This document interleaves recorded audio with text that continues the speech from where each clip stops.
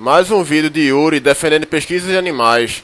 E aqui, mais um vídeo abolicionista meu defendendo direitos para eles. Consciência Vlog BR.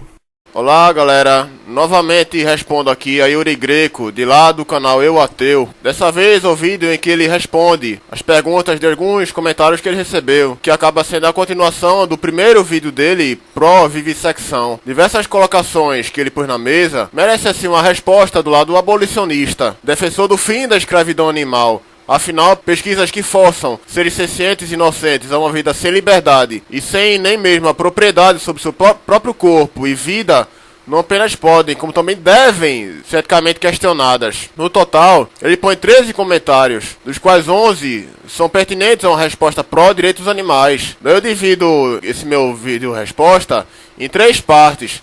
Essa aqui, que a primeira, se refere às respostas de Yuri aos 5 primeiros comentários. Então vamos lá.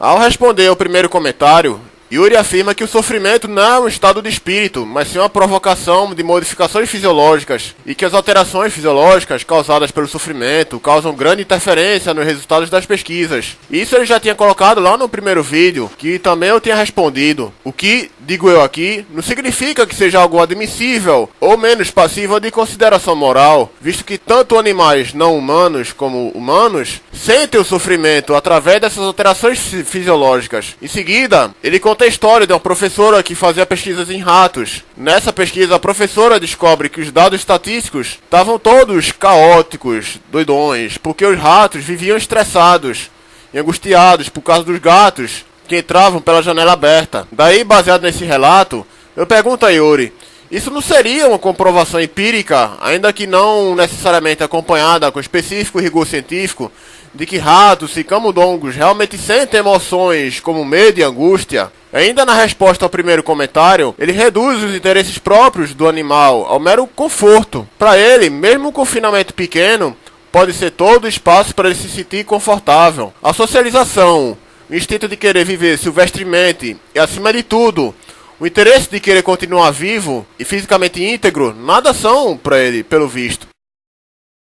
Na resposta ao segundo comentário, Yuri afirma, talvez especulativamente, que os animais explorados em testes industriais são sim mortos depois do ciclo de pesquisas a que são submetidos. Segundo ele, o estado do animal depois de um teste poderá afetar no próximo teste, interferindo nas variáveis dos testes, o que torna a cobaia inútil para pesquisas sucessivas. Isso é que faz a nós, abolicionistas e veganos, reivindicarmos, inclusive, não somente por via do veganismo, o fim dos testes industriais em vivo, precedido de sua substituição total por métodos éticos e tecnologicamente avançados o suficiente.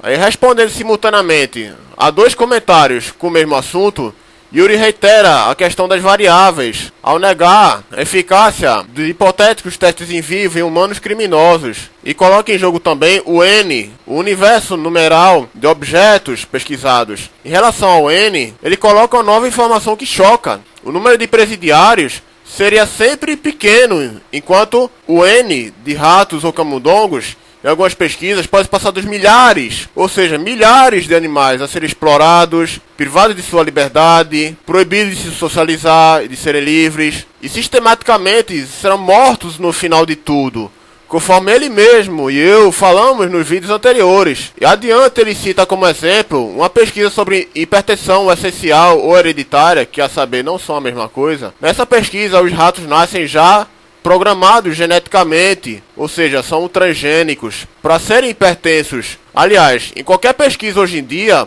os ratos já nascem transgênicos, com as variáveis genéticas devidamente controladas, como se fossem produtos adequados a determinadas utilidades. Daí a minha vez de dirigir perguntas a Yuri. Yuri, se você faz tanta questão de falar que as pesquisas em vivo procuram evitar sofrimento desnecessário, nos diga então como vivem esses ratos hipertensos. Eles sofrem os sintomas de hipertensão ao longo da vida?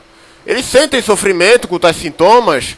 Como são tratados caso sofram com esses sintomas dolorosos? Esses tratamentos para aliviar o eventual sofrimento dos ratos hipertensos não correm o risco de atrapalhar nos resultados da pesquisa?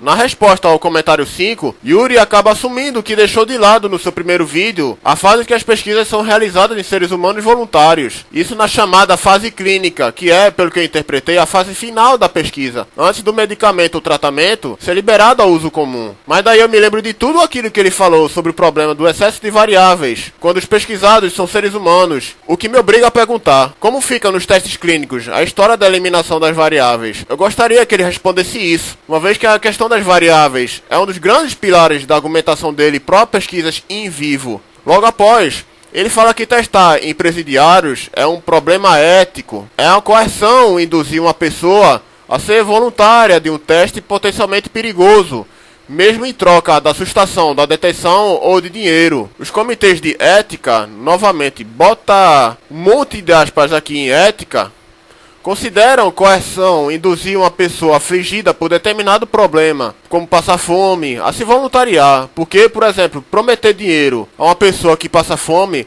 é quase obrigá-la a fazer a pesquisa, porque o dinheiro vai lhe ser estritamente necessário. Por isso não autorizam testes in vivo em seres humanos, o que nos leva a mais uma pergunta minha a Yuri. Coerção de seres humanos não pode, mas usar a força animais não humanos, tão dotados de ciência, necessidades e muitas vezes emoções, quanto os seres humanos, lhes impondo uma vida de escravidão e também alienando-os forçadamente do direito sobre o seu próprio corpo e sobre a própria vida, sem que tenham ao menos a capacidade de aceitar, recusar ou mesmo se defender. Pode? Pois bem, aqui é o final da primeira parte da minha resposta ao segundo vídeo de Yuri Greco sobre pesquisas em animais não humanos.